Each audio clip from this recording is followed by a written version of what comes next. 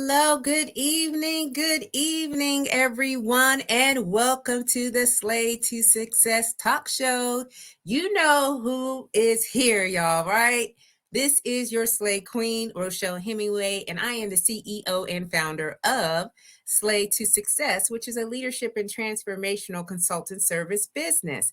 I empower women who are working in executive leadership roles and women who are transitioning from a long career to step up into their most authentic personal brand to gain lucrative opportunities.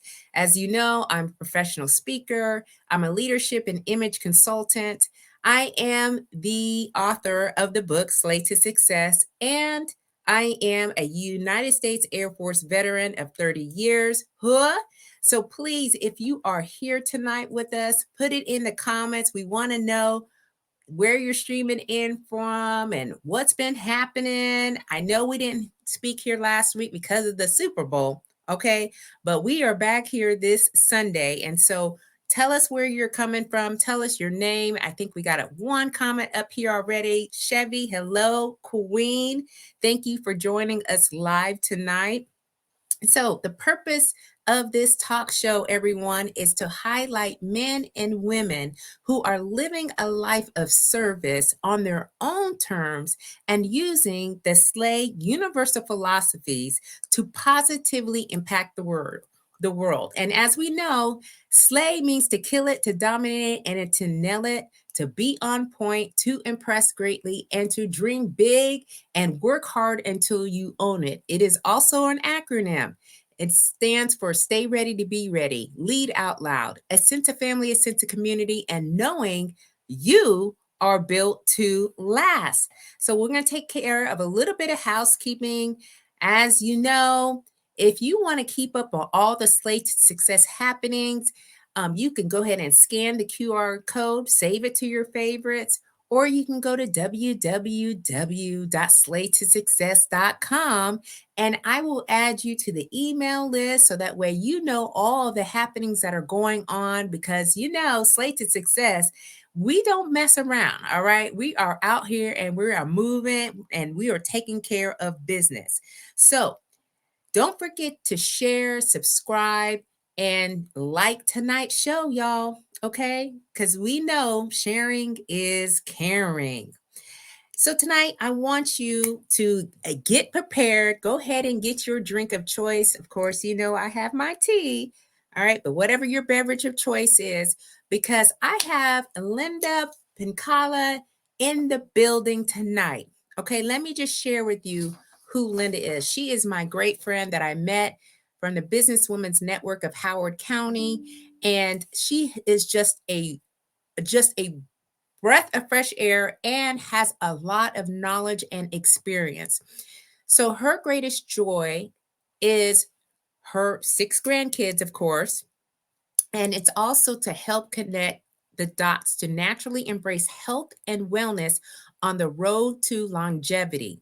She, as a wellness catalyst through published articles, presentations in person or online, aromatherapy massages, and her recent book, The Pause to Relax Ladies for Robust Heart Health, she finds her heart's passion to help people relax.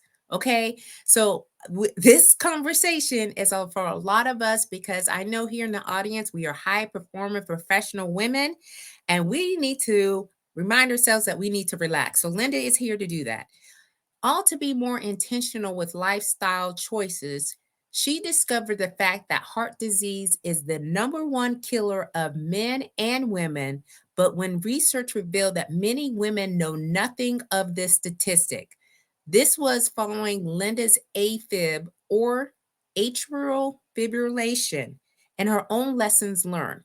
Her mess that is now her message is delivered in an engaging way by drawing from her years as a jockey and the analogies of both careers, highlighting her lessons learned from horses and clients, then sharing holistic self-regulation modalities that help lessen stress, enhance breath work, and find a peaceful balance. So let me bring her to the stage here. Hi, Linda. Hi, Rochelle. It's great to be with you, sweetie. I know. I just look, I've been looking forward to this conversation all week because after our conversation I had when we were at your house, I was like, she has to be on the show. Like, she has to be on the show. It's just so much information that you are sharing that I'm like, my audience would absolutely benefit from this. So, we definitely have, a few queens in the house. So, Tiffany is here. Thank you so much, Tiffany, for being here live with us tonight. So, Linda, we're just going to get right into it because I know we have a lot of information to share. So, just tell the audience a little bit about who you are and your journey up to this point. Sure. Um, some of my words, if you're a New Yorker, you will probably hear, oh, she's from New York. Well, that's because I was. Mhm. So I was born and raised in New York in Queens Village, Queens. And I was the second of five kids of my mom and dad in Queens. And when I went to college for 1 year, in between the semesters, I wanted to go and be a hot walker at Belmont. And so that was the beginning of, I always had a love affair with horses. I rode when I was a kid out on Mastic Beach in Long Island, but I knew I loved horses all my life. But when I went there and I was rejected for a whole week trying to be a hot walker, which is the lowest kind of job on the racetrack, walking horses, cooling them Mm. down. The very last day, I was standing at the racetrack, and my mentor at the time, Mr. Root, he came up to me and he looked down at me. He was on a pony, and I was little down here on the ground, and he said, "Wow, you look small enough to be a jockey. What are you doing?" I said, "Oh, I just want to be a hot walker." So he said, "Well, come to barn 16 and I'll put you to work." And he did. And he was a jockey. And so he loved to mentor and train mostly girls, mostly women riders, because he knew that women had a different touch with a horse. We didn't necessarily manhandle them or anything. And so he loved working with women. And so he was my mentor for years. And that was in 74.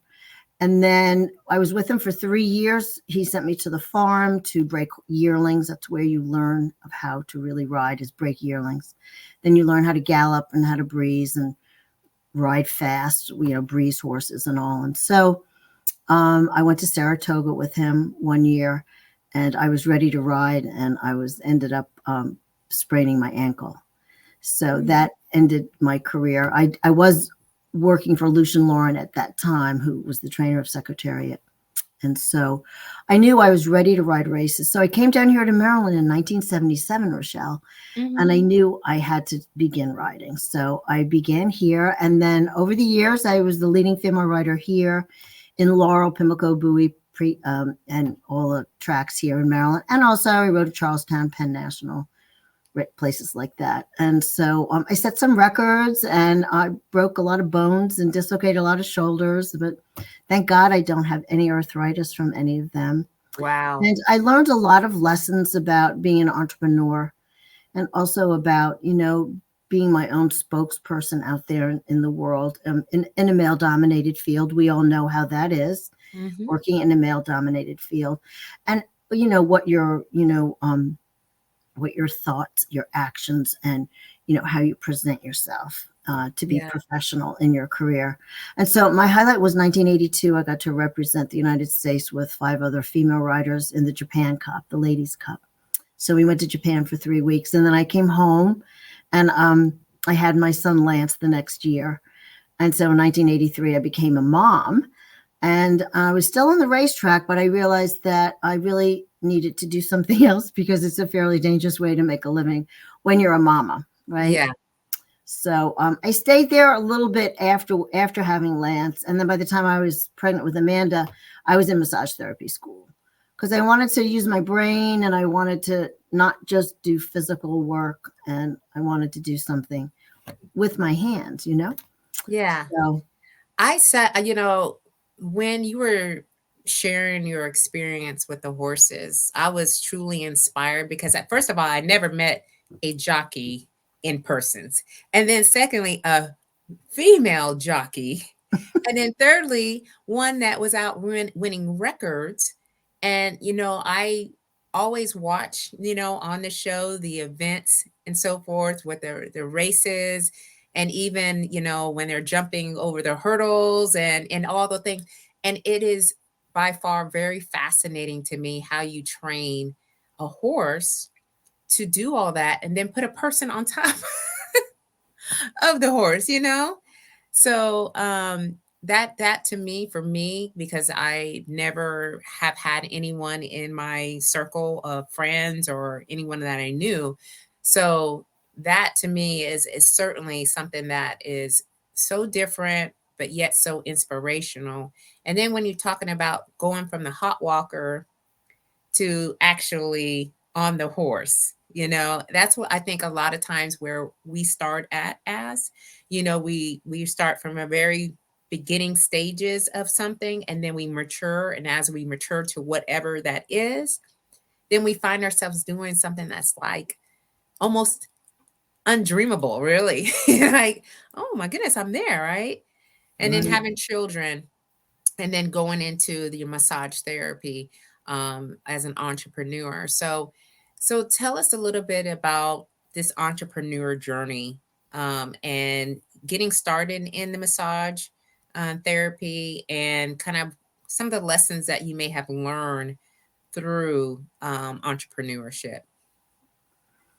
Um, well, out of all five of us kids in my family, three of us were entrepreneurs. My brother was a painter. My other brother, Bruce, is currently, he owns his own business of, building and kitchens and all of that. And then me. So three out of five of us were entrepreneurs. And so some families have some and some don't, but you just have to have that mental capacity to think ahead, to really know what you want, but also to not really want to work for anyone else. You just really want to chart your own course, if you will, Yep. and really know what that North Star is for you and really where you want to go with it. So I think the racetrack really honed me, with me not even thinking about it at the time, but really taught me a lot of life lessons about, again, how to present myself professionally, not to sell my soul for anything, just for Mhm. someone else's needs or desires. You know what I mean?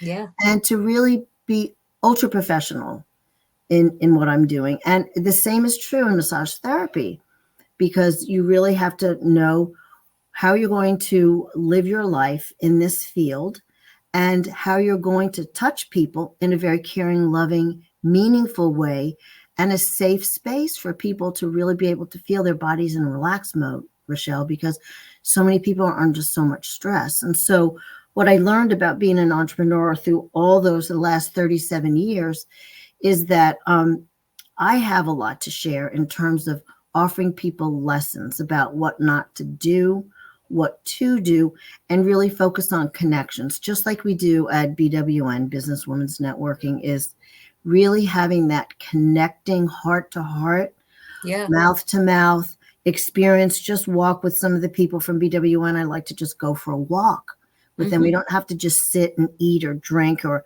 have a cup of tea. We could just walk and talk. We can connect and really allow us to really have a relationship first, Yeah. and then see why I would like to do business with this other person. And Yeah. so, that's such an important component of being an entrepreneur, but also the back end part of is running the whole business of understanding, you know, spreadsheets and, your income and taxes and all that stuff too. Yeah. It's a lot, It is a but lot. and you took a very fast paced course on that in the last few years. Yeah, I did. And so it is a lot, but like you said, charting your own journey and not working for anyone else is where I'm at this stage of my life. And I'm willing to take it on, and you face it as an entrepreneur. You try things out, you see what's working, you pivot, you do a lot of different things in it, but you understand when you say that professionalism is like the first thing that needs to occur, because no one wants to do business with someone who's unprofessional or who isn't taking their business seriously. So I'm absolutely with you. And so you said there are things that you should not do. Like, what are those things that you should not do as an entrepreneur? Well, don't expect someone else to want it more than you.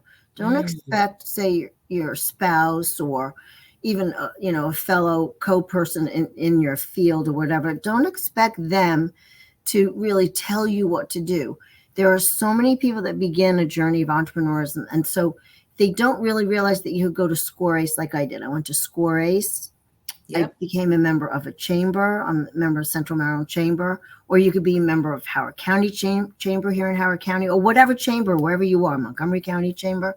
yep. But become part of something and don't do it alone. Don't think that you could do this business alone. And don't think you're just going to sit in your little corner and map out a plan and figure it out. You have to get out of your office and go out into the world. And don't think that you don't need to, because you have to get out there. You have to see how other people are running their businesses. Say you're a competition, you want to go see, well, how does another massage therapy company run their business? Yeah. And so you have to be the CEO of you and your company, just like I teach people in their health realm of their body. And so you're the CEO of your body too. You have to make good lifestyle choices, wellness choices, proactive wellness choices, because you don't want to be the last person to know, ah, damn, I should have done this, I should have done that. You don't want to end up in the hospital like I did with AFib and wonder what in the world is going on. You know, uh, I love what I do is because I want to prevent women from having that experience that I had. It scared the crap out of me. I never had my heart beating out of my chest before. I didn't know that I was going to probably die if they did cardioversion. And then I prayed a lot when they admitted me, and all I did was pray. I said, God, get me out of here, and I need to go home now. So Hmm. fix this and fix it now.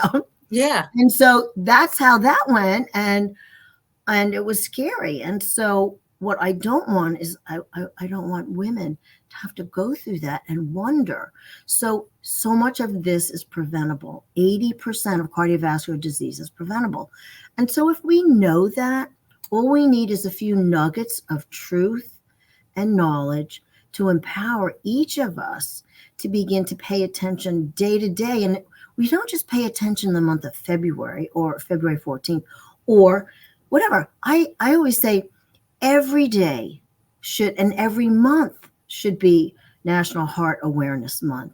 Every day, because we're dying of cardiovascular disease, ladies. We are dying in rapid numbers. And it's sad, and it's not necessary. It's not It necessary. really isn't. And when we started talking about this when we met and you were talking about AFib, and a lot of things came up for me because my background is medical from when I was in the military. Mhm, So I understand the heart rhythms and, kind of how the normal sinus rhythm, on a mhm, strip, if you're having an mhm, electrocardiogram, anyone mhm, who's, we're talking kind of like a medical mhm. terminology. But if you have, the leads, the pads hooked up to you and they're monitoring your heart, so tell us what type of symptoms you were experiencing when you were admitted to the hospital for AFib, or afibrillation is what it's called. Right, right. So, say if your heart beats like this Hmm. on a regular, and everybody could hear that, right? So, AFib is it beats like this,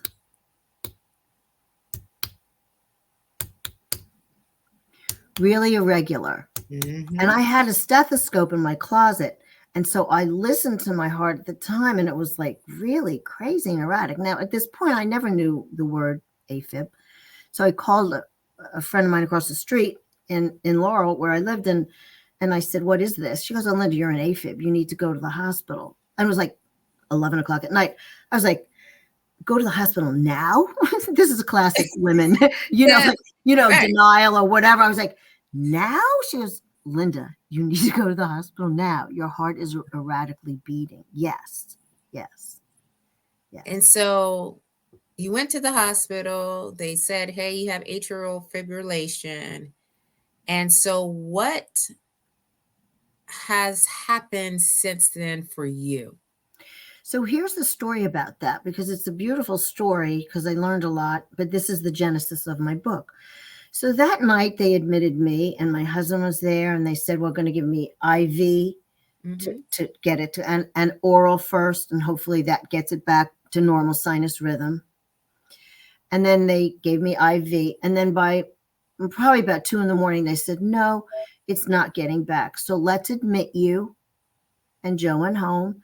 And then we should hopefully get back into normal sinus rhythm at the time. And so I go into a room with another woman who, I think she just had surgery. She was in pain and she was like crying out. Wasn't a very relaxing place, but I was watching my heart. You watch it on your EKG going crazy, right? And I Mm-hmm. had to stop doing that. And I just prayed. I just prayed to God. And I was like, so the next morning, and eventually at 4 in the morning, it came back. And all I could say to the nurse when she came in, and I saw it had a beautiful rhythm to it, right? And I was like, oh my gosh, I'm back. Thank you, God. Thank you, God. And all I kept saying was, thank you, God. But I kept saying it to the nurse, and I know she thought I was crazy, but Yeah. I just thank God, seriously, that I'm okay now. The next morning, this cardiologist, who I don't know from Adam, um, he comes in and he goes, Linda, all your blood work is just good. It's fine. And I have thyroid issues. I'm hypothyroid, so I'm on a medication. But your thyroid can also cause this because it's in charge of the heartbeat. So I thought maybe it's my thyroid med, but it wasn't. He goes, all your numbers are just fine. So I said, well, then what happened? Mm. And Rochelle, I looked him dead in the eye. I said, what happened? I'll never forget this. He leans back. He goes, you know what, Linda? Sometimes we just don't know. I was like, really? And that's that, really? I was like, give me something. Is this something I Right. cannot do next, or something I should do more of? You know, Right. I'm a solution person. Just tell it Yes. to me. He could tell me nothing. He says sometimes we just don't know. And so Mm. that was the genesis of my book, because it wasn't good enough for me not knowing. And I wanted to know what I did wrong, what I could do better.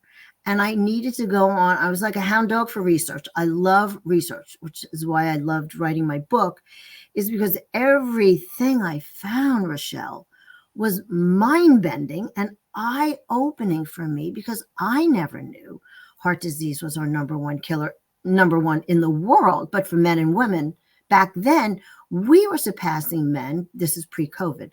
We were surpassing men of dying of cardiovascular disease, which that really hurt my heart. It blew my mind. Then when I learned that most women don't know this, most people don't. And then so then with all this research, I began my Wise Heart Health for Life program for women, and I started teaching it. This is all pre COVID, right? Yeah. And I would teach it to any group of women that wanted to hear me. And so, whether it could be a church, whether it's a business, whether it's a lunch and learn on Zoom. Yeah. And when I say, how many women know that cardiovascular disease is our number one killer? You know, I was lucky if half the room raised their hands. There's so many women who still don't know. So I said, Linda, you got to do something about this. I have to be part of the solution. Yeah. And in my lifetime, I just have to help people, just like Barbara Streisand. She looked at all this too. Now, she has a lot more resources and bazillions of dollars than me. All I could do is write my little book and teach and talk like this. But she started an entire whole facility for women because she saw medically that we were not part of studies like men were. And actually, the medical field thought we were just little men and we just have the same symptoms as men for heart attacks. No, we don't, which is Mhm. why I created my PEBS, PEBS acronym, to tell women that we are different. When we have a heart attack, we are different than men. And the Yeah. P stands for pain in your face, your jaw, your neck, your arm. And the E is for exhaustion. Because when some people are exhausted, like when you were pregnant, you've had children, Mhm. that Wonderful. exhaustive feeling where you've run 10 marathons. Yep. Well, it's even worse than that. It's exhaustion for no reason at all. You did nothing different. That's part of a heart attack. And then the B is breathing, and your breath work could be short. Mm-hmm. Then you also have panting, and also it's not normal breath work. And then the S is for your stomach is upset, but also you could be sweating. And so it's like a pebble in the shoe. Pebs is like pebble in the shoe. And what would we do? We would Yeah. stop, right, Rochelle? We'd stop and Yeah. take the pebble out because it doesn't feel good. But here's the deal with women. We could be in denial. You read stories about women that didn't go to a hospital for 1 week, 2 weeks, but they were in the middle of heart attack. And by the grace of God, they lived and they made it. Now they know. But until you know, you don't know. But once you know, you can't unknow this, Yeah. Rochelle. You You cannot can't. unknow it.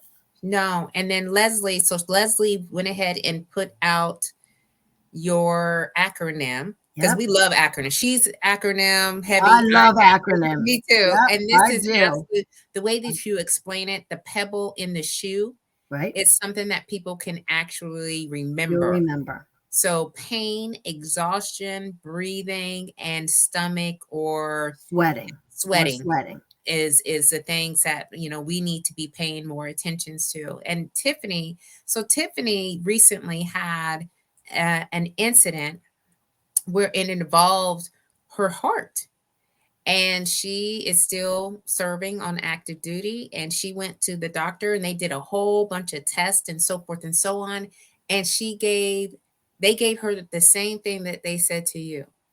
We don't know. We don't know, why you're having this experience. And so, going through the research, I'm loving the fact that you went a step further, right, to find out what it is that was, potentially could have caused you to be in that certain situation.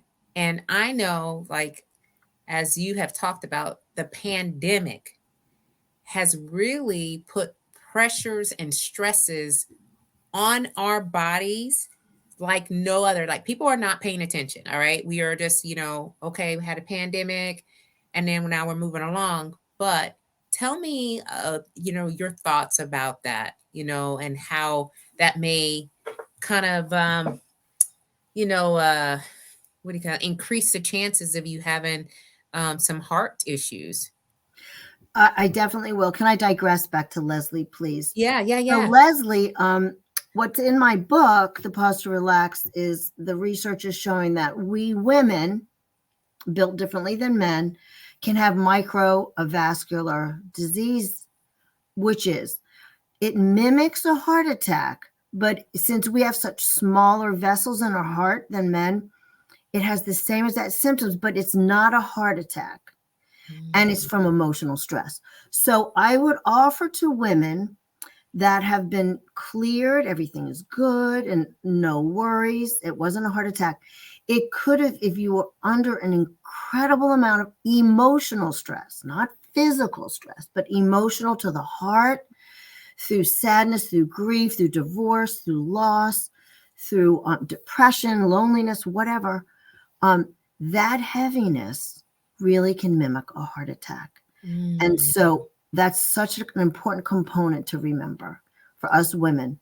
As I lead into what happened in the pandemic, now all my facts and figures in the second chapter of my book, medically about the heart, can almost be not thrown out the window, but things have changed so much since the pandemic.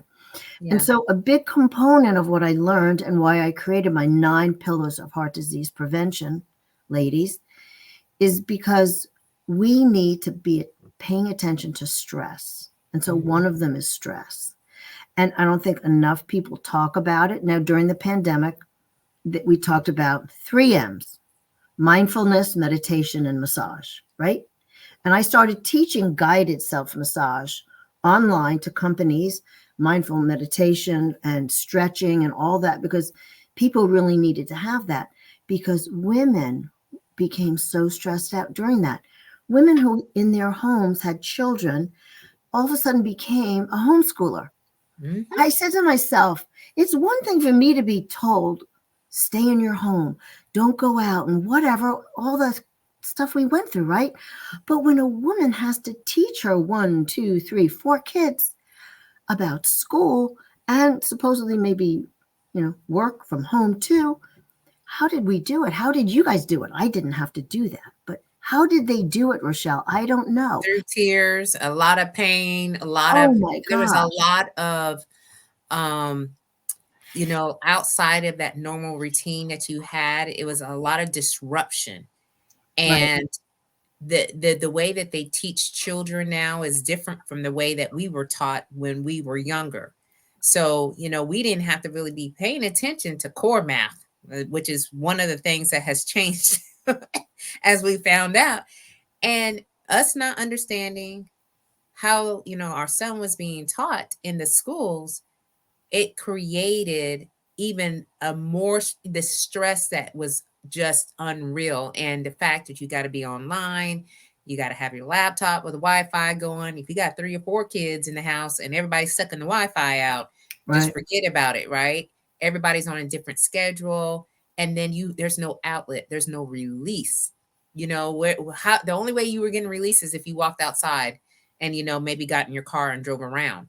But if you're in the household with all these stresses there, it was just it was one of those times where we think back, like you said, how did we get through that? Some families got through it And and some some did. families didn't, you know? Sadly. Yeah. But prior to that, women, like Harriet Beecher Stowe always says, we are the backbone of society. We Yeah, hold families together, right? yeah. We run the calendars for families. We, organize what goes on in the home with, if you're married and children, all that. But it was during COVID that I really think women just let their health fall apart. And Oh yeah. not, and many of us didn't go to the doctors even in the first year or two after that. But here's a fact about the pandemic. The pandemic erased 5 decades, listen to this, of progress in lowering heart death rate. It lowered 10 years of progress with non-Hispanics and African Americans. That's really sad, really sad. Oh, And I can believe it. there are so many people that really need to have a really good toolbox of simple day-to-day things they can do, breathing techniques. I start with a breath and just teach people on my massage table or teaching it like this online. And when I was in the American Institute for Stress's podcast, I taught breathing there. And Mhm. maybe we could teach breathing later too. Teach Yeah. about two techniques. And it's box breathing. It was taught. It is taught by the Navy SEALs. Now those are some badass guys that Yeah, they are. really are under very intense, stressful, pressurized situations. And so to be taught to inhale 4, pause, exhale 4, pause. And that's what gets them through, Rochelle. And that's what I teach. If it's good enough for the Navy SEALs, Yeah. good enough for us, right? And for Us us. women, we're Navy SEALs in real life, day to day, right? Yeah. Yep. Yeah. Yeah. The things that you're talking through, we talked about earlier, these aren't things that we just sit around and we think about. And we are just going like 100 miles per hour every single day. And I also realize, because we have women who have transitioned from a long career, that's part of the audience. When you stop from doing all the things from the schedule, that too puts stress on you and can cause like a lot of different, bodily changes, if you will. So, I mean, when you talk about the heart and how it can affect so many different areas and aspects of our life. And so you talked about box breathing as being a tool, if you will, that you could use, and you could do that anywhere at any time. Driving down the road. sitting at your computer, cutting up veggies in the kitchen sink. You could do box breathing anytime. Yeah. Alternate nostril breathing, a little different because you need to do alternate nostril, but box breathing, you could do it anywhere. And you teach kids, you teach grandkids, you teach people how to do these little simple tools. Simple. But just to kind of like loop into how does stress and the heart get affected. And so I like to explain it like this. When people are under chronic stress, I'm talking chronic, our Mhm. bodies aren't meant to be under chronic stress. So the sympathetic nervous system of cortisol, norepinephrine, adrenaline, all of that, the body courses out from your adrenals that sit on top of your kidneys, and that's a normal thing it does. Like if somebody rolled over your kid's leg in a car, you're going to find the power in you to lift up that car, You right? know that's And right. free up your kid. And how does that happen? The adrenaline that you need to do that. That's the sympathetic nervous system doing its job. Mhm. What happens is that we have that same fear factor going on, maybe at the office with a boss, at work, hating your job. You have that same feeling and chemical reaction.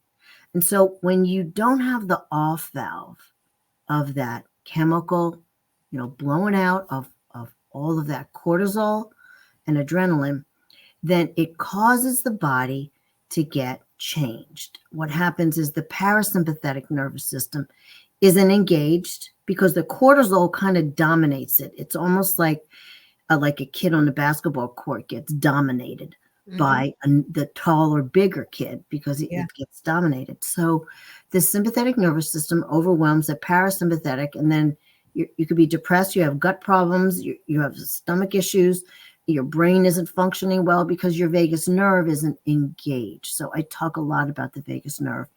But what happens is your body gets rusted out from all of that cortisol Mm. because it's so high. And what happens is it creates inflammation. So we've all heard, yeah, inflammation is the bad guy. Yes, it is. But how does that happen? It happens because cortisol, too much of it, creates an inflammatory process in the body. And Mhm. it's just a chemical process.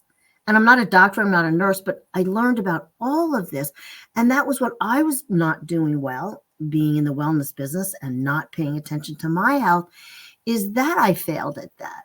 I failed at finding that well of peace day to day, even though I was giving massages, telling people how to da da da. I was failing and I ended up in the hospital, right, Rochelle? Yeah. Yeah. And so what I do now, it ain't what I used to do. I get a massage every month. I go to my acupuncturist every month. I go to yin yoga weekly. I go to a chiropractor every month and I meditate every day. So I do all of that, which I didn't do before I got my AFib. And then Mm.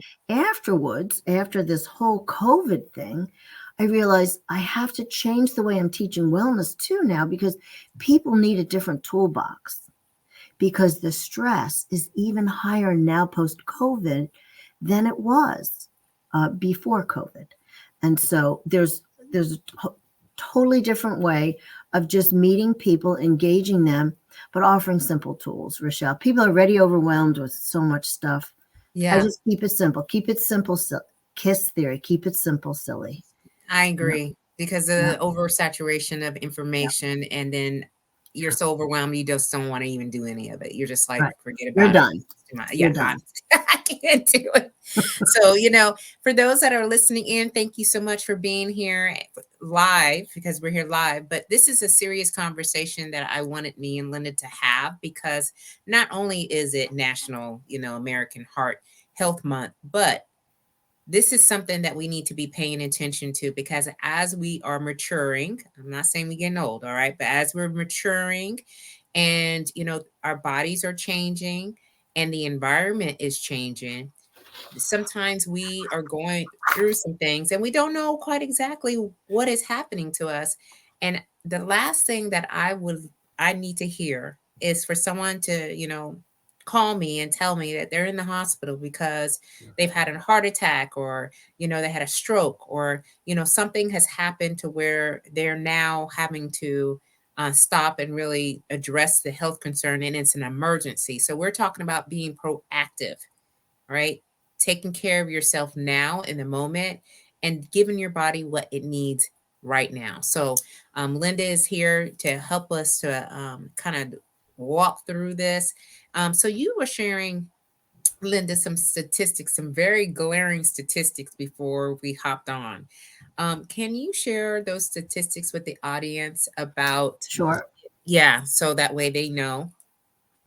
Sure. So these are some hard facts 2024 post pandemic that I got from research, which you guys can all do too. More than 60 million, which is 44% of women, have some form of heart disease already. So 44% of women have some form of heart disease already. 1 in 3 deaths every year. In 2021, 1 in 5 deaths, while only 56% of women knew heart disease is our number one killer. And this is what I was saying, Rochelle. It's sad that people still don't know. So it's imperative that we know the signs and the symptoms. So, but in this 45 to 65 age range, if Yeah. we had a heart attack, we more than men will die within a year of it. So that captivated my attention like Oh, years ago.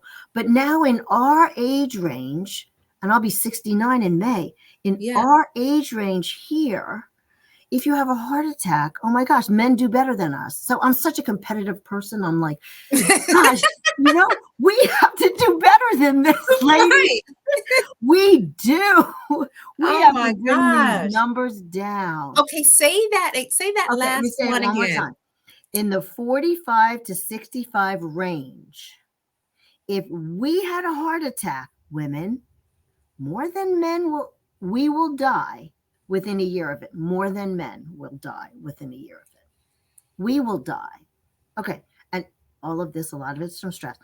Women over 65, more likely than men the same age, will die within a few weeks of a heart attack. That's from the Department of Health and Human Services, HHS. Okay. Cardiovascular disease kills more people than all cancers combined. Now, this is the newest statistic I never heard of since recently. It is the number one killer of new moms and more than 1/3 of maternal deaths of new moms. We're talking new Put a moms. pin. Let's go. We're gonna put a pin right here, Linda. This Girl, this right here oh my God. is something that needs to be talked through. So we're gonna spend a little bit of time on this. When I had AJ, I was considered high risk because I was 37 years old. After I had him, because I was diagnosed with preeclampsia. And after the C-section, I was gorked out. And I say gorked out, meaning I was on magnesium drip for 3 days because my blood pressure was so high. It was 200 over 100 and something when they had me on the table as they're cutting, to pull him out. And for 3 days, they could not get that blood pressure down. For a whole year after I had him, my blood pressure was so high that I was taking double the amount of blood pressure medication just so that they can titrate this blood pressure down. And so I've been taking blood pressure medication since I was, I don't know, my mid 20s. But when you say that, I understand the gravity of that because even in the moment, I looked over to Dominique and I said, I'm not going to make it.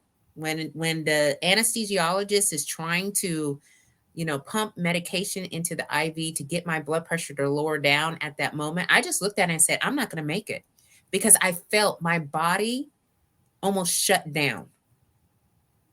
So when you're saying that, it's so true that those statistics are high, especially for Black women, Right, because the right. disparities that are happening in the medical community. Yep. And I was just talking to one of my girlfriends about pain. Our pain as a Black woman, sometimes they take pain as no, you're saying your pain is a 10, it's really a 5. They because there's studies that have been done where they were given anesthesiology or any kind of treatment for pain because they thought that at that time our skin was thick so it could handle pain. So it's a lot of information centered around that. But I understand that when I was high risk, that I needed the right provider. I needed the right provider to manage my health and to advocate for myself because I was an older woman, Black woman with high blood pressure already having a baby. So, when we can advocate for ourselves, and I think that's the important message that I want to leave here, Absolutely. is we need to speak up. And if you're not being heard, to get a second and a third opinion, because like Leslie says, sometimes they think it's just in our head. Yep. So, that right there, with the whole, the maternal, um, with the health conditions is such.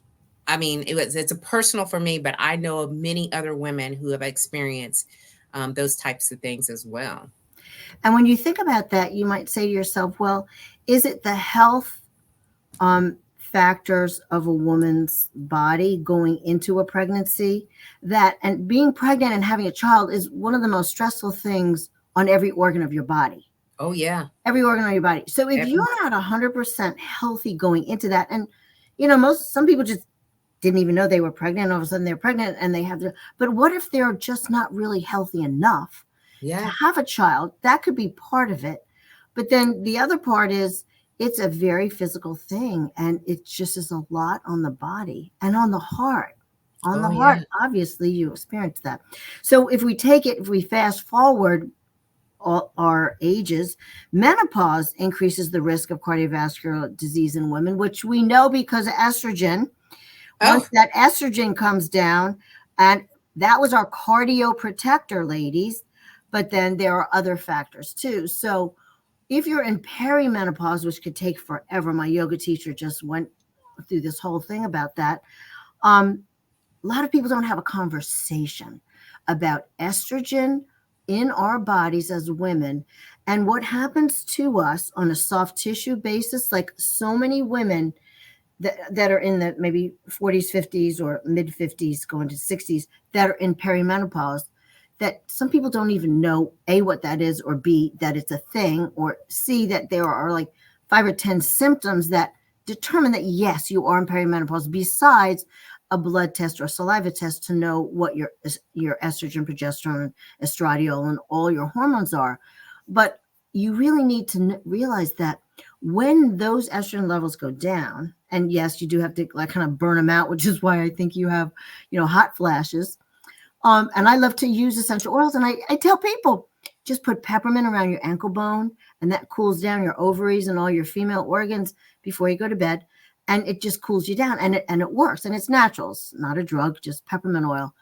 But what happens is when you have that estrogen move away from all of your joints, your ligaments and tendons and muscles, it affects your joints. It affects your neck. It affects your lower back.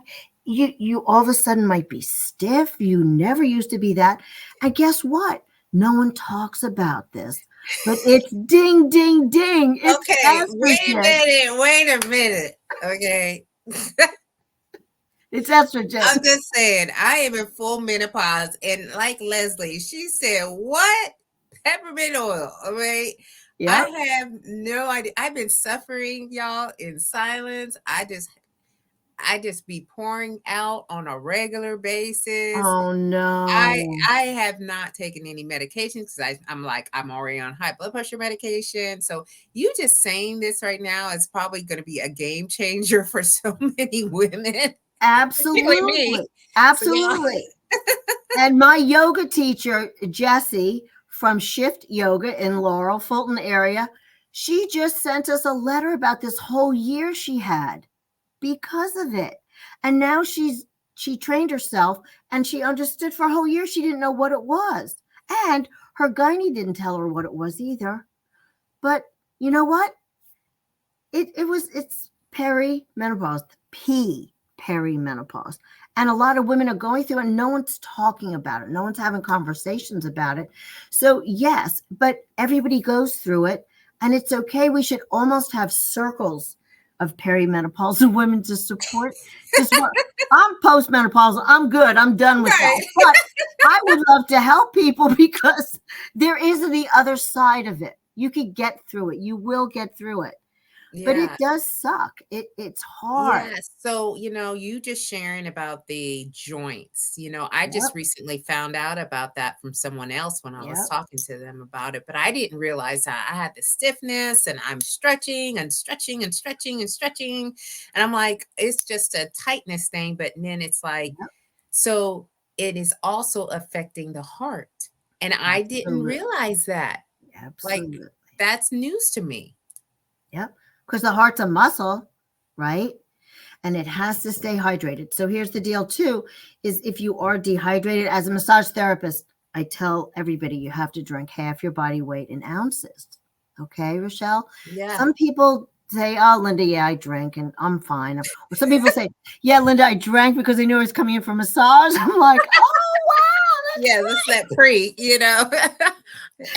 so then I say, well, be sure you drink lots of water after the massage because what I do is I'm moving your toxins through your body, your kidneys and liver are Yeah. having to process it. But if you're not drinking enough water, you could almost have flu type symptoms because you're having a lot of toxins coming through your body. So that's an important component. But your say your IT band on the side here from your hip down to your knee, IT band, or your lower back, or even like your Achilles tendon, all those tendinous, really Mm. tight areas, those tendons really need water. So if you're a dehydrated kind of person that always have tight tendons and things like that, you drink water. If you have migraines a lot, drink water, and it could be, oh my gosh, life changing. Just Yeah. drinking water. Yeah. Half your body weight in ounces. Yep. Yeah, I have Yep. started drinking more water here recently now. I ain't like, drinking all that water, but I do drink plenty of water. But I realize that there's a lot of things that I need to change for myself, like even down to what I'm eating, because it's different the way that it's processing my body as I am almost 52 years old.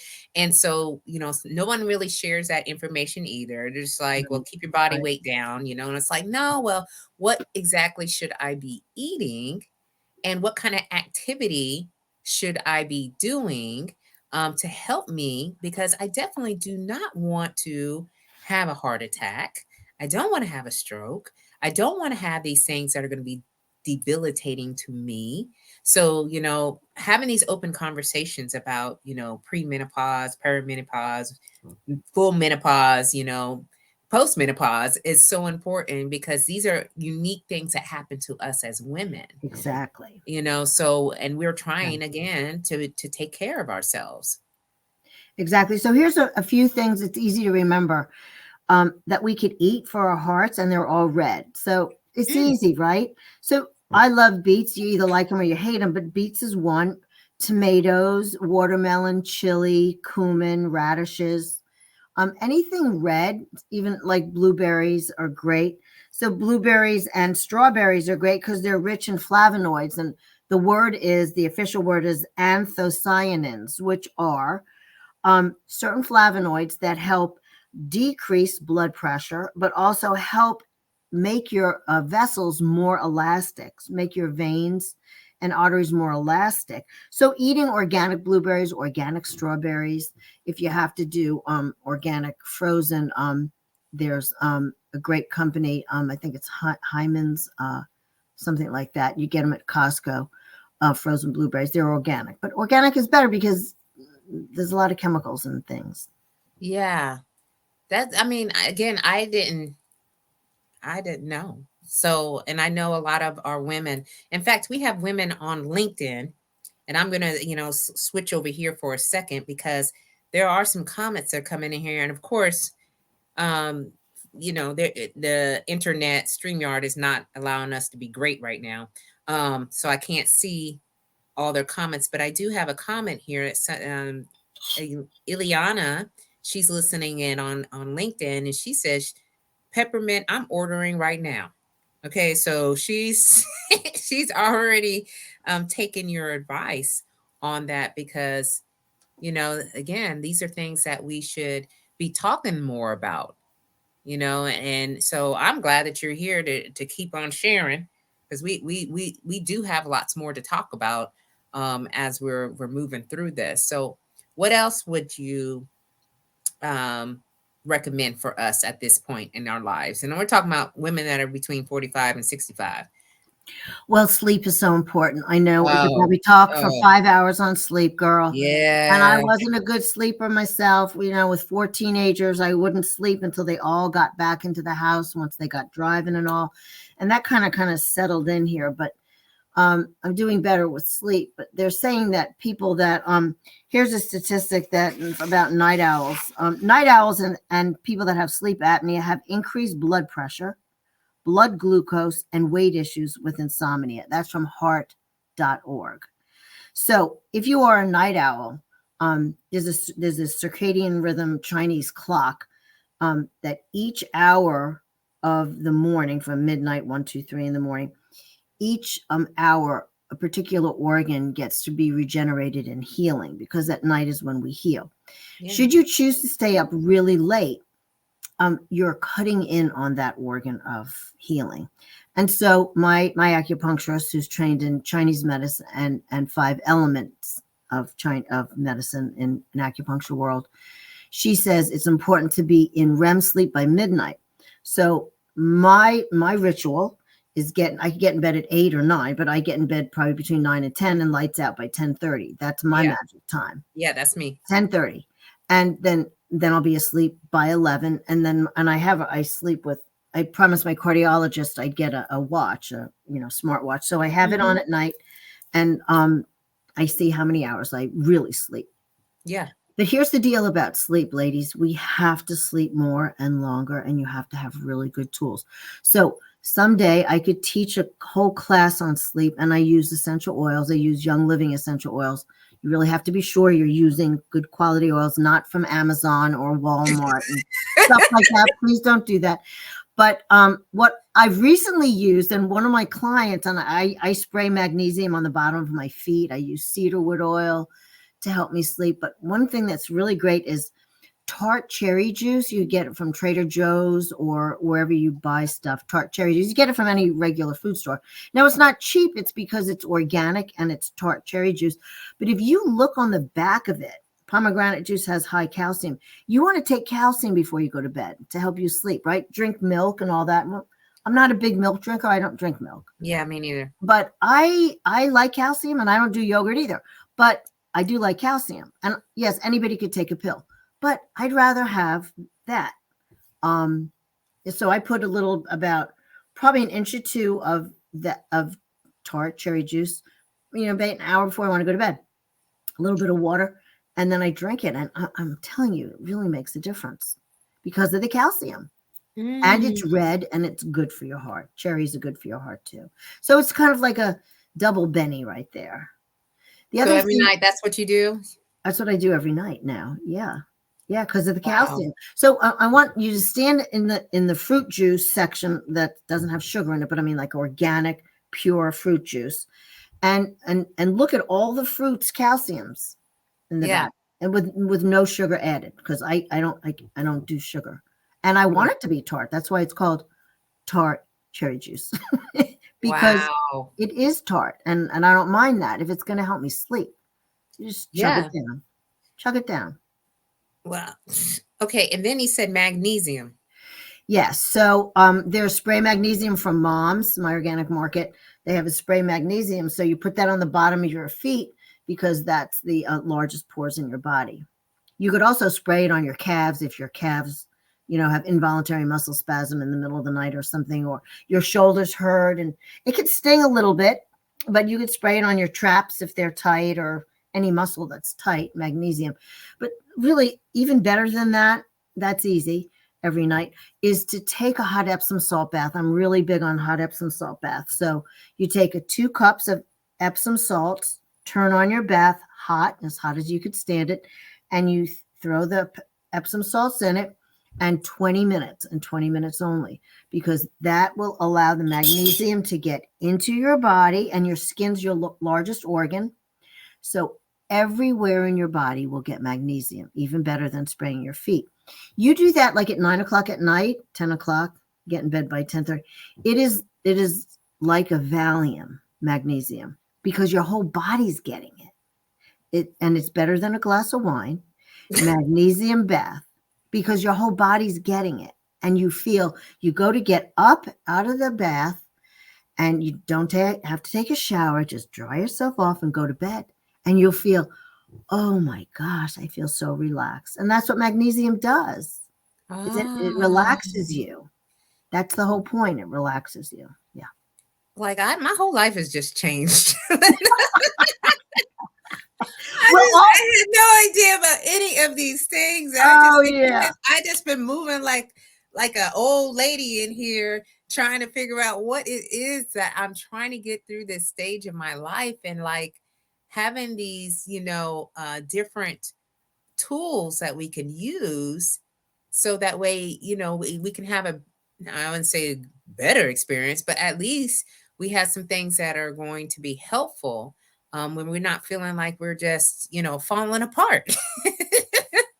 Yeah, it's a dicey time of our lives here, and I'm late.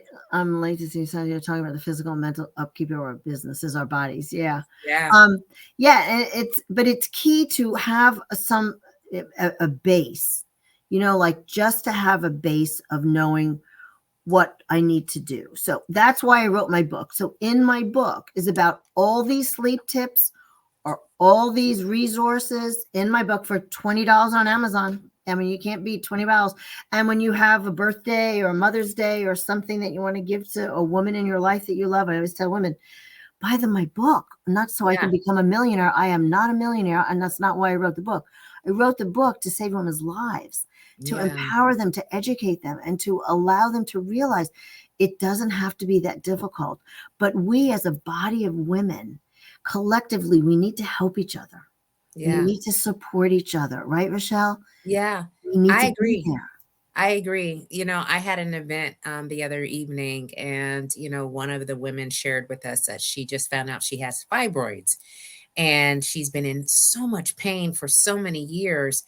And she was just sharing like this experience. And then, come to find out, I have many women in my life who have had fibroids, and everybody's keeping these things to themselves because Right. they are embarrassed, or Mhm. they don't want anybody to know their health. And you may think, oh, I'm sharing my health, and they think that I'm gonna die tomorrow or something, significant to that. But in reality is we're teaching one another. Like, here are some things that you can use as you go through it. Like, my mom never went through menopause. She Really? never went through the stage.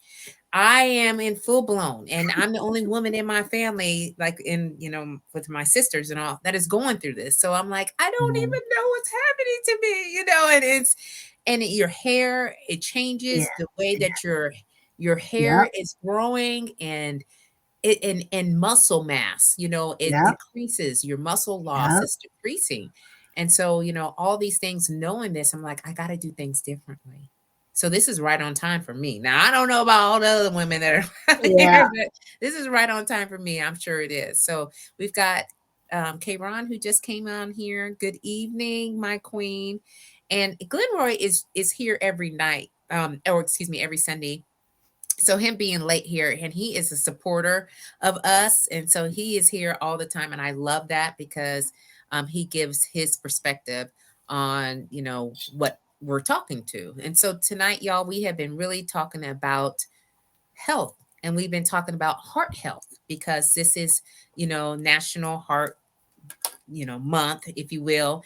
And Linda has been sharing a lot of different tips and advice and some statistics, so that way we're not going out here and thinking, hey, something's happening to our body, and we're not paying attention, and we're not getting the help that we need. And so we just spent about an hour here just talking through those things. So what more? do we need to cover down on, Linda?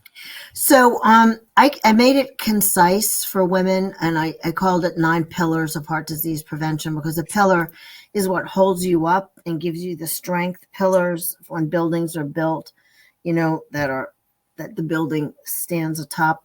And so these are, I'll go through kind of real quick. And these are 9 pillars that are also in the book. And I teach this in a PowerPoint to companies, groups of women, and I take a longer time going through it. But number one is to know your numbers.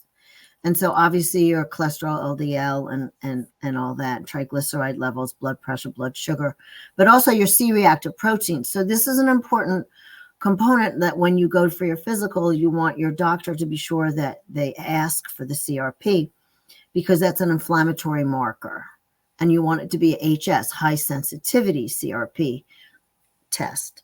And so this comes out of your blood, and it's just a test. But it lets you know what your inflammatory marker is, just like I just spoke about inflammation and how cortisol and high stress creates increased inflammation.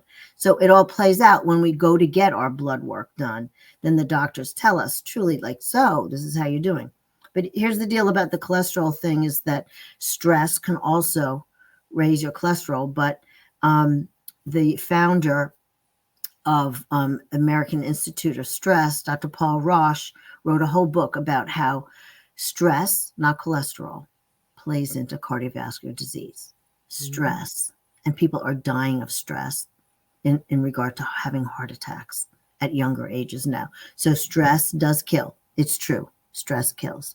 So really pay attention to your numbers and know what they are. High sensitivity CRP marker. So assess stress.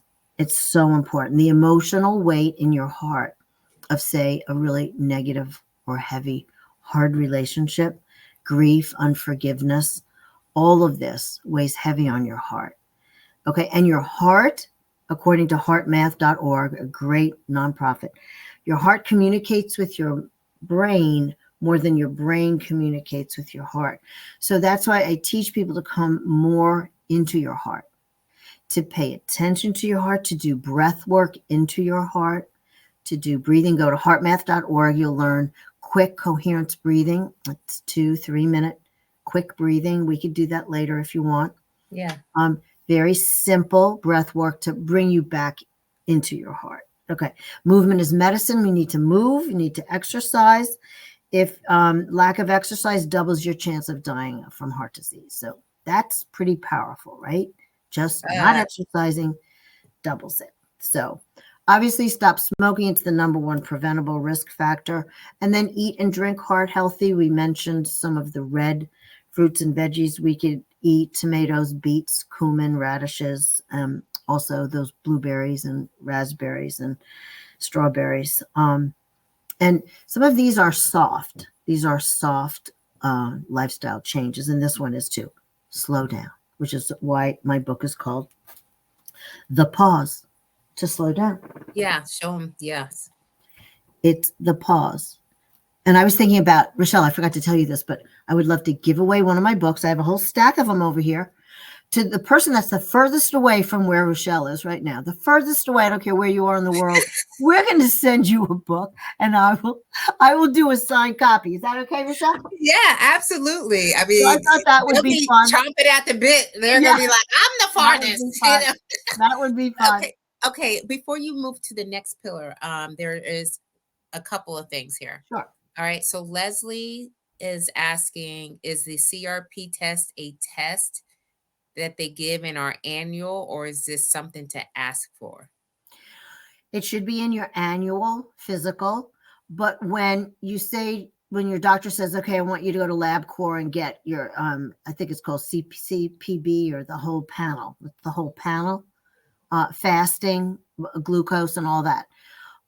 You want to ask him or her, did you put in for CRP, C-reactive protein? But you want it to be it's a little H and a little S and a big C, a big R, and a big P. And it's high sensitivity CRP. So they've gotten better over the years, Leslie. They've gotten much better. So now it's called an HS CRP.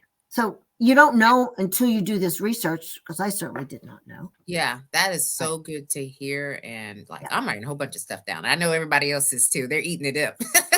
Okay, Chevy is like great information. It's inspiring her to get back to talking about holistic nutrition for Hmm. better health in her business.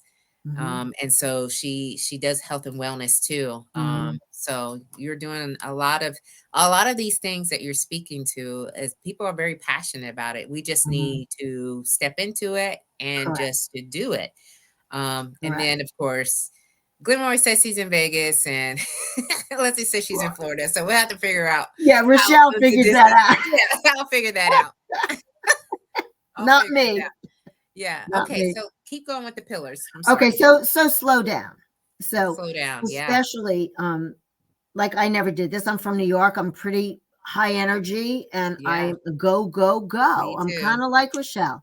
Yep. I'm an energizer bunny and I don't take naps. Never did, never will. I have to be half dead to lay on a couch. Well, when I had COVID a couple of years ago, I was down for one day and one day only. I watched Mhm. tennis on TV and then I got up and I went outside and did weeding. Yeah, I don't lay around much, Yeah. I but don't think any of us do, but go no, ahead. but But I learned that I have to slow down. I yes. do. I Yeah. do. So it's important to nourish quiet time with prayer, meditation, mindfulness, yoga. I love yin yoga.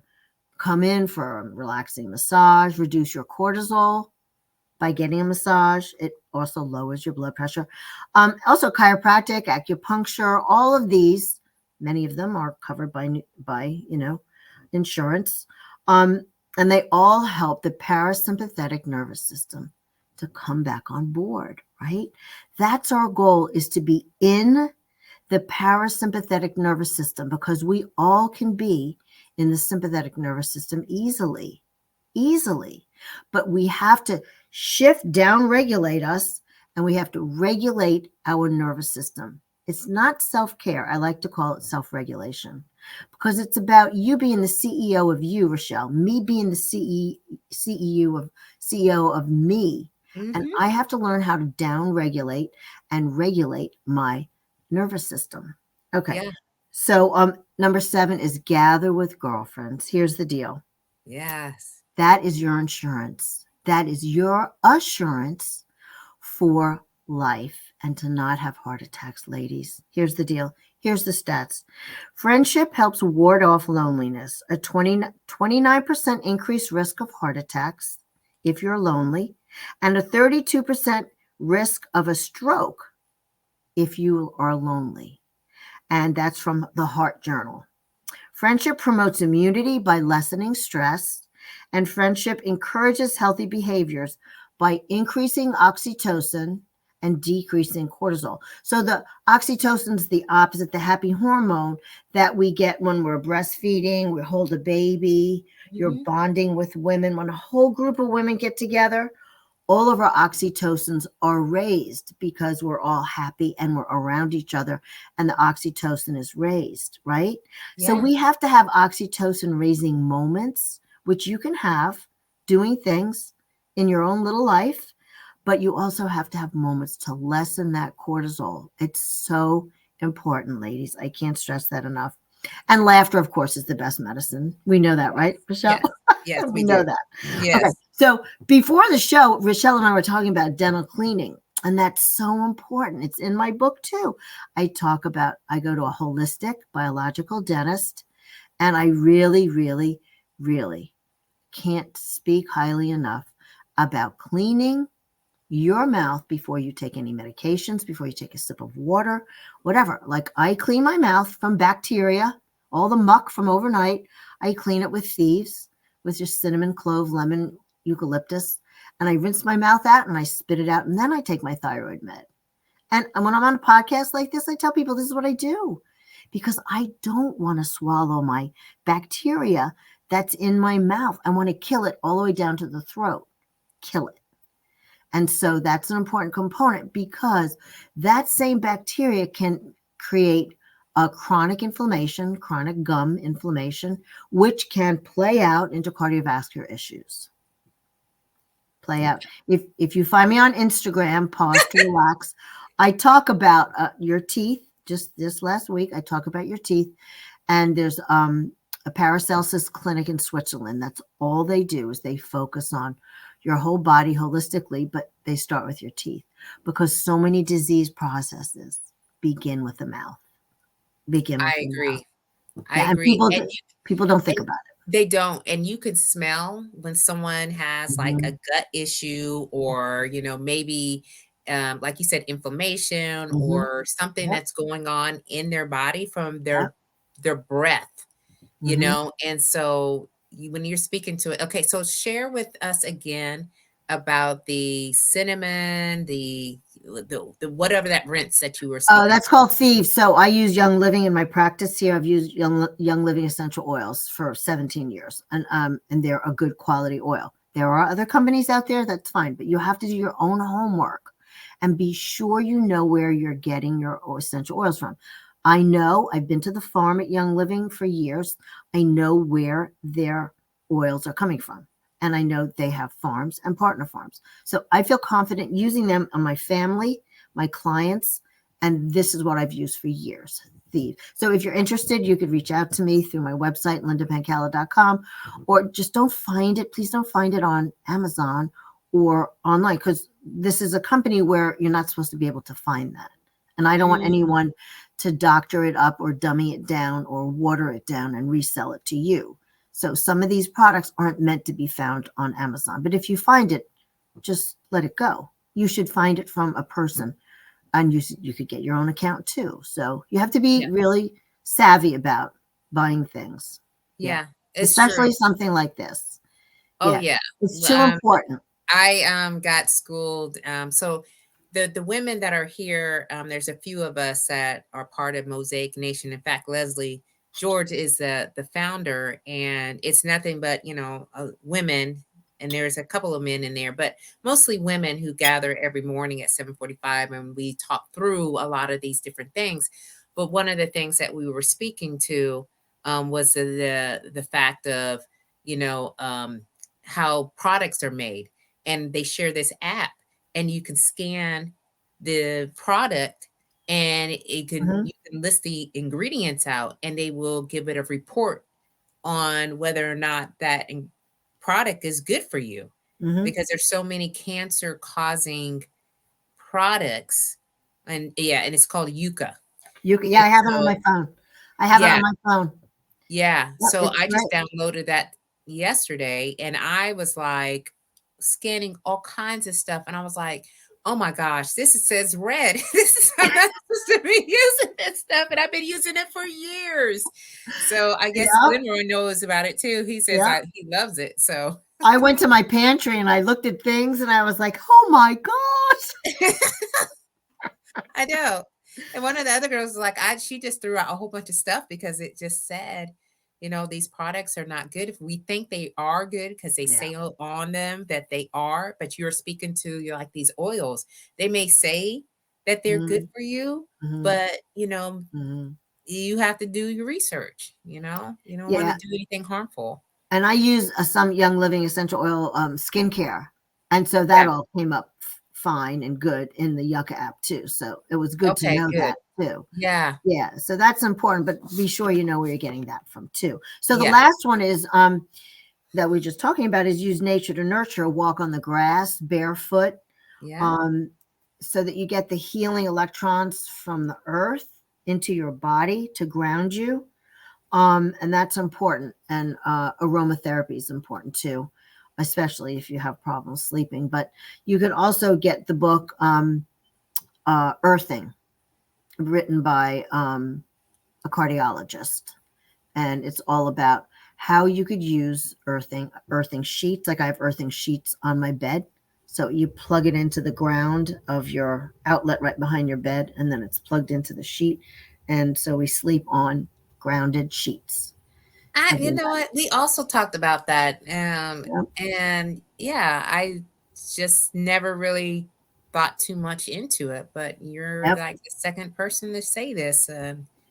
Yeah, I never even thought I have a weighted blanket, y'all. Yeah, But, I haven't got anything.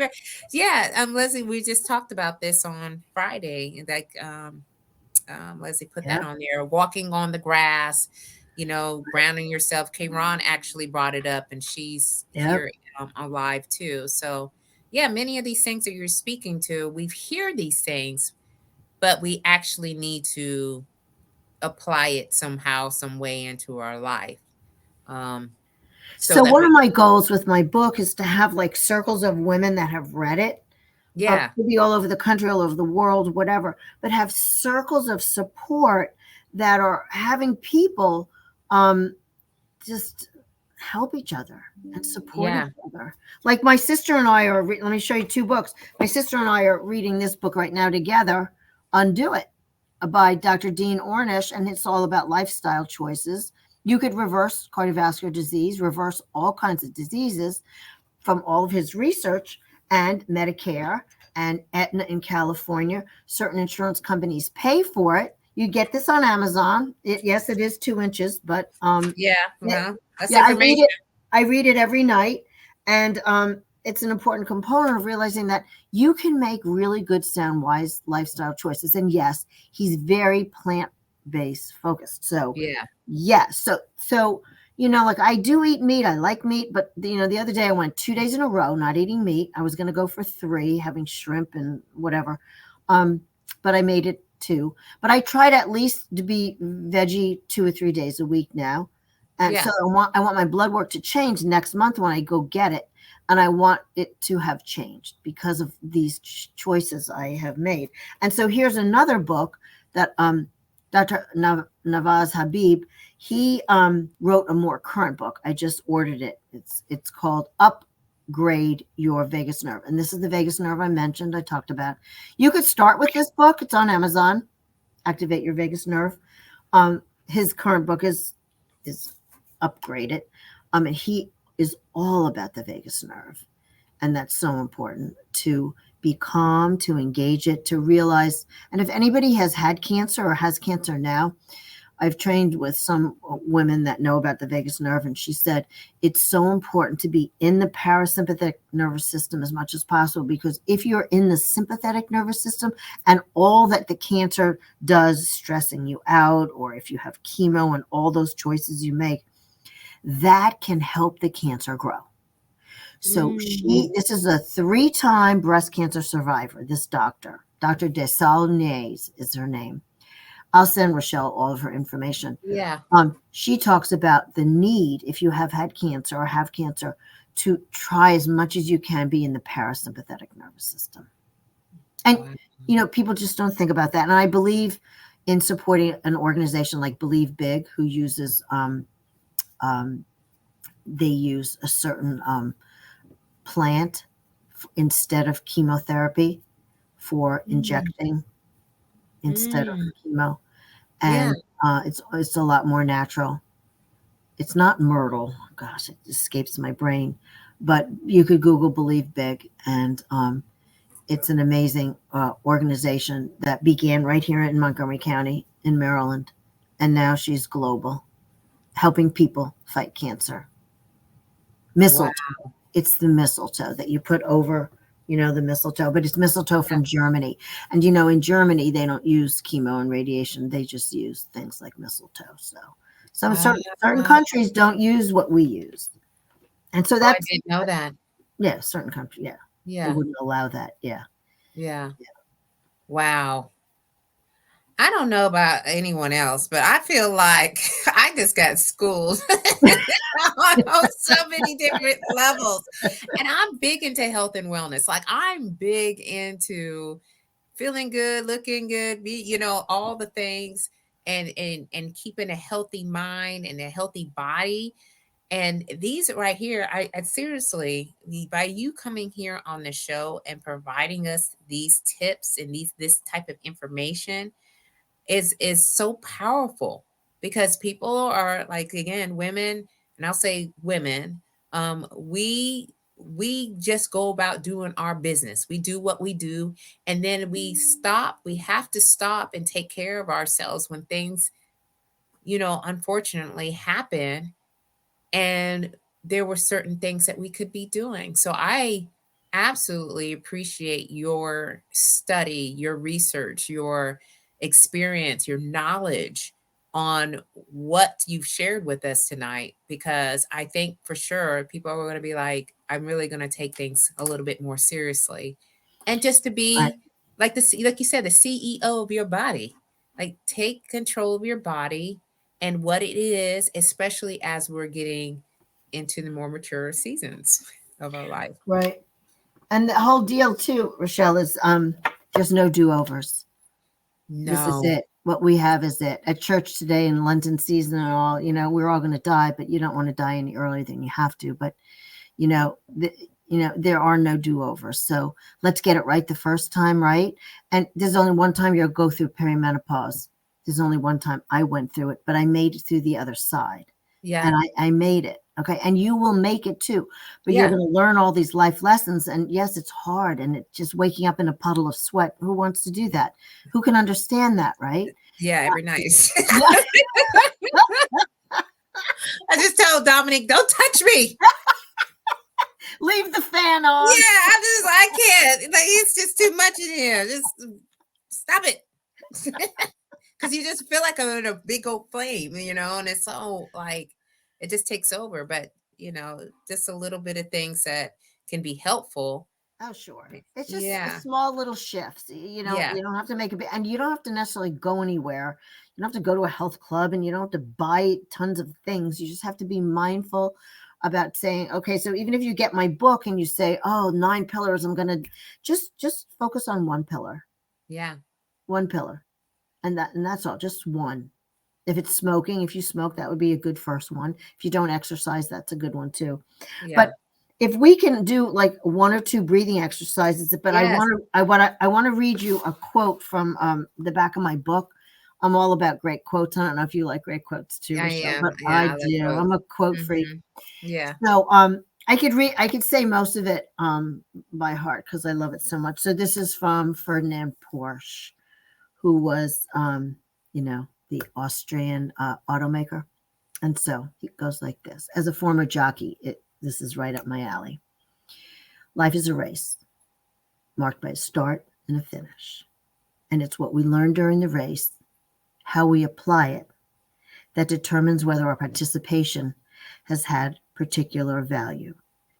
If we learn from each success and each failure and improve ourselves through this process, then at the end, we will have performed well and reached our potential. So I think it doesn't get any better than that because there's a start and a finish. Yeah. And we're in the meat of our life. And I want to offer each of us hope. There's a lot of heavy statistics I shared, but there's so much hope in gathering us together as strong women that we are, and men. I know there's men here too, Yeah. but to come together to help each of us be able to thrive, not survive. Our goal is not to survive. Anybody could survive. We want to thrive, just like Rochelle teaches us. Yeah. That's so beautiful. And it's so true. And it's always interesting how we look at life, but we're Yep. now in the thick of it, right? And we're in Yep. the middle of the race. So what are Yep. we doing about it? And we do have one question that Oh, came sure. up. So Glenroy asked, what are some tips you can offer men that have wives that may be facing perimenopause within the next few years? What can we do or not do to support our wives while she is going through these changes? That's good. That's really good. Yeah. I'm a really big book reader and I really like to educate myself. So I will ask my yoga teacher, who is now beginning to teach women about this phase of life. She, I'm sure, has found a book or two that she says this is the best. I will ask her tomorrow by email or I'll call her and she will tell me and I'll tell Rochelle. Yep. What I would do compassionately as someone who really cares about her, just give her space because this is an alien invasion into our bodies. You need to understand that as a man. And, you guys never had a baby. You guys never went through a hot flash. You've never had a period. And so you've never really understood what it's like to be a woman. You just might see her, but to really experience that. So I would say to be as compassionate as you can, because mentally she might be riding the roller coaster or crazy too. It's all part of it, right? Just, just, Just get just on the ride. I'm Jump on just the saying. ride. But she's still on it and you're just watching it and you're like, wow. So you could say something simple like, hey babe, what can I do to help you? I mean, you don't have to say, oh, you're sitting in a puddle of sweat and you want me to get you, dry clothes. No, but how can I help you? As few words as possible. How can I be of help? Period. Just without few words, without a whole lot of drama. We already have gone through the drama. We bring children into the world. We raise our families. We work. And we're dying earlier. So men, take heed, love up on your woman, and just be kind to her because it's as foreign to her as it is to you. You're both in it. You're in perimenopause too. I hate to tell you. Oh Lord. Just hold hands. Oh Lord. Just And hold we'll get through hands. this together. Go for a cold walk and then do an angel in the snow. Yeah, right. Exactly. Oh my gosh. Yeah, he says he's trying to educate himself before the alien invasion occurs. You're a good man, Glenroy. I just know that It's your funny. wife is just always like so thankful and grateful that she has you as her husband because not a lot of men are asking what can they Yeah. do for their wife. That's All a right. special man. Special Yeah, man there. exactly. All right. So any last partying thoughts or, information or anything you have for our audience? I think we covered down a lot of information. I We think that did. there was a lot to be thinking about. There was a lot of resources. Again, your book is called, and I don't want to mess up the title because I have it written up here, but The Pause to Relax Ladies Mm-hmm. for Robust Heart Health. Yep, it's blue with a palm tree, so you can always remember that And you can find that on on Amazon, Amazon y'all. and Or KDP. and KDP. Yep. All right. Mhm. So make sure that you take a look at that. And like you said, purchase that for your girlfriend or for your mom or, someone that you actually love who would appreciate the information that is inside the book. And so Tiffany says she added it to her cart on Amazon already. Oh, thank you. That's You great. know, I just want to remind you guys too that I'll be teaching Tuesday night about heart health. I'll be going through this whole thing in a PowerPoint. I'll send it to Rochelle, and Rochelle, you could send it out to your tribe. okay. Tuesday night, I'm teaching with Abby Dixon, and she's talking about heart rate, and it's 7 o'clock East Coast Standard Time this Tuesday, and it's called Heart Sense. And then the following Monday, if you're local, I'll be at Salt on Main. It's a salt room, and we're going to have heart sounds. I'm going to be teaching breathing, and she's going to be doing, Karen, the owner, is going to be doing sound bowls, and you're going to be sitting in a salt room smelling salt, sitting on a comfy chair, Yeah. and it's $60, and there's a Okay. link for that too. I'll send it to Rochelle. Already had Yeah. it. I sent it to you. She Yep. can send it out, and if you care to join us, that would be awesome. At least if you're local, you could join us. That would be great. But why don't we end with just two breathing techniques, and the Yes. last one will really help people sleep. So if we have some insomniacs here, hopefully my prayer is that you can use these tools to help you sleep. Okay. All right. Yes.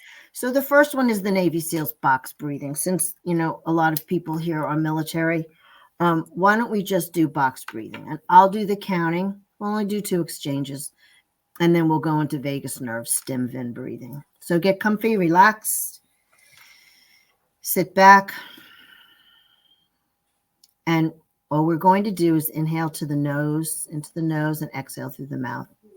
We're going to inhale to the count of 4. Inhale, 2, 3, 4, pause, 2, 3, 4, exhale, 2, 3, 4, pause, 2, 3, 4. So you go ahead and do it yourself. I'll do it too. Inhale,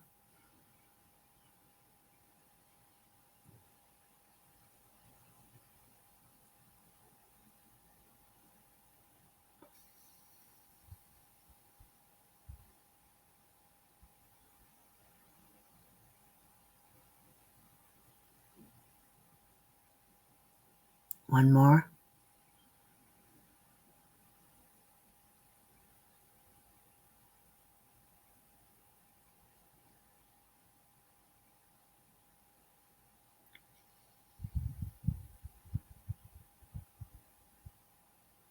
Okay, now I want everyone to put their right hand on their heart and the left hand on top of your heart.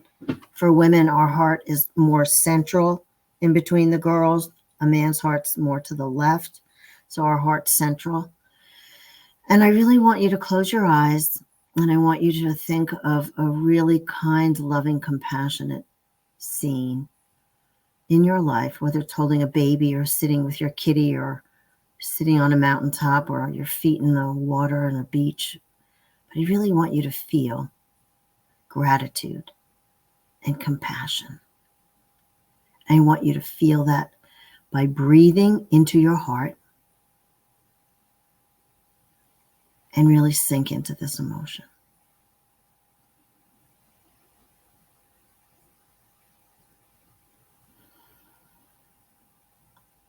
What this scene helps you do is just be more relaxed and peaceful.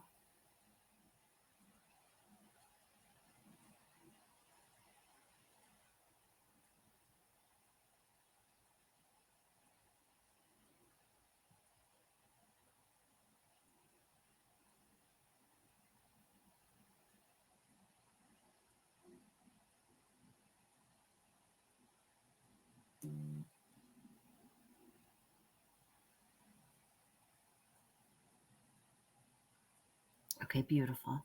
So now I want you to take your right hand, put it down on your belly. Take your left hand, put it on your chest above your heart. We're going to access your lungs. And this is called my stim vin breathing. Stim is stimulate, VN is vagus nerve. Stim vin breathing. What we're going to do, just listen first, is breathe into your right hand, which is into your belly. So you're going to inhale into your belly, then lifting up your lungs. And you're going to exhale through your mouth and say, ah.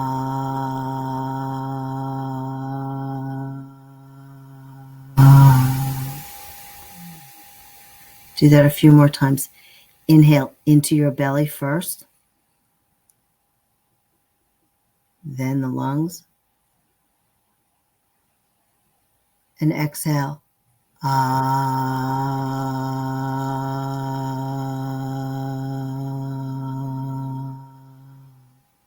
The next time you exhale, I want you to keep your lips together and exhale. So you're going to exhale, humming it out. Okay? Okay. So inhale into your belly through your nose, then your chest.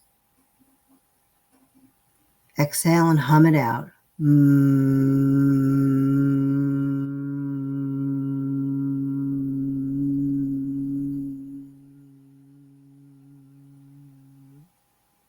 Do that a few more times.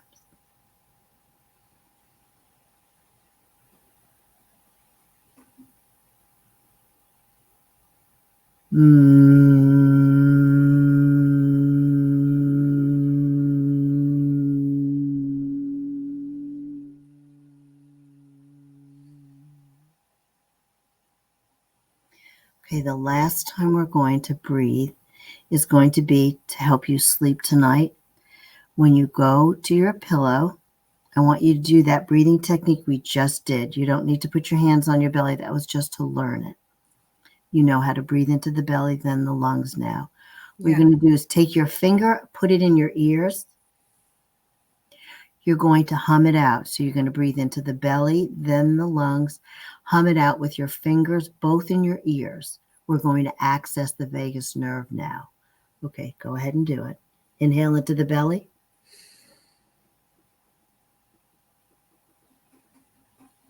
And hum it out.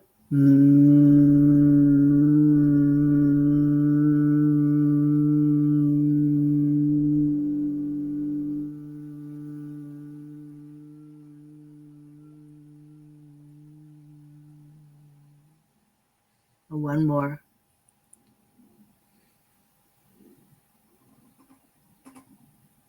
Okay,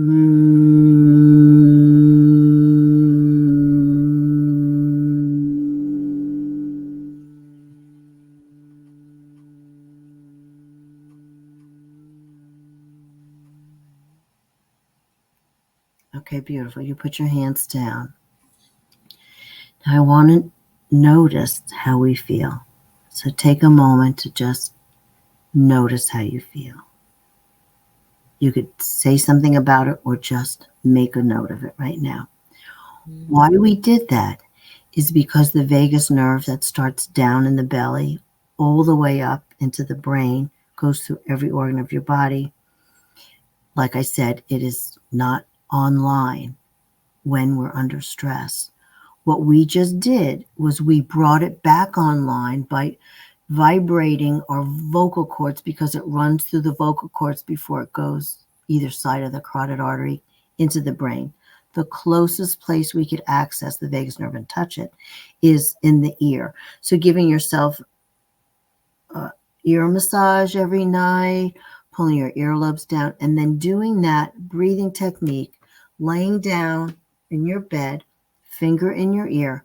If you did that 5 to 10 times every night, I guarantee you, you will feel like you went from the 15th floor to the basement in less than 3 or 4 minutes just by doing that breathing technique. It's just so visceral and so powerful. Better than a Valium. It's better than a Valium. And it'll take you down, down, down. And it'll help you sleep. And that's what I do too, besides magnesium and the bath. So Yeah. hopefully that. Do you feel the difference, I Rochelle? do. I feel so relaxed. I feel Yeah, like I'm about to go to bed right now, y'all. So, right. Well, I but thought, I feel like these are techniques that, yeah, that you could just do starting tonight.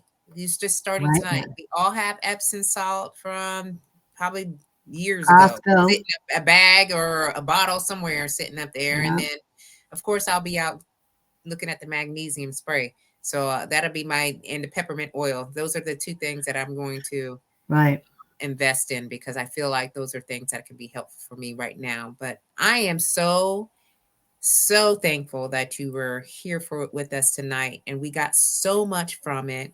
Um, and Glenroy has the last question and he wanted to know the title of your book so he can order that for his wife. And I'm going to see if it'll come up on the comments here because sometimes, from the technology that we have here, it doesn't show up. So, Glenroy, just let me know if you see this because sometimes, um, oh, there it comes up. Yep, Okay. there we go. So, the Pause to Relax Ladies for Robust Heart Health.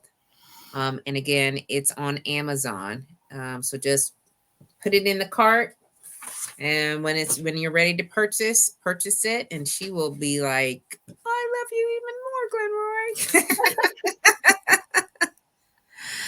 All right. So if we don't have anything else to talk through, thank you so much for everyone who is live with us tonight. Thank you for your attention and for your comments, all this valuable information that y'all have shared in here.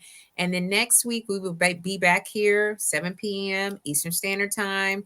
And we will have our next guest talking about human design. All right. So we will be talking through how we all think, but based on, sort of kind of what we spoke to, Linda, about some of the things for our mind, our body, and our soul, and how we portray ourselves here in the world. So please join us back here next Sunday for that episode. So thank you so much, Linda, for being Thank here you. Thank tonight. you for We having me. appreciate you, and we will Sure. see you all later. Love Thank y'all. you. Bye. Take care. Thank you.